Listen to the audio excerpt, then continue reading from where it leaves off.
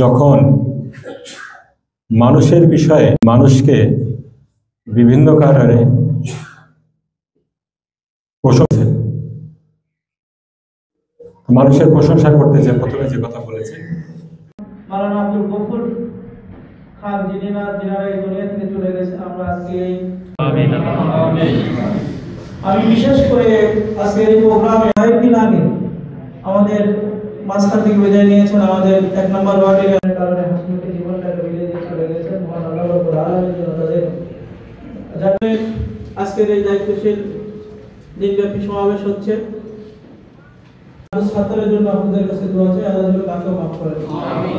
এই উপস্থিতি আপনাদের কষ্ট হচ্ছে, একই ধরনের প্রোগ্রামে আসলাম, একই সারাদিনের প্রোগ্রাম তো ছুটি দিয়েছে 1 ঘন্টা 2 ঘন্টা।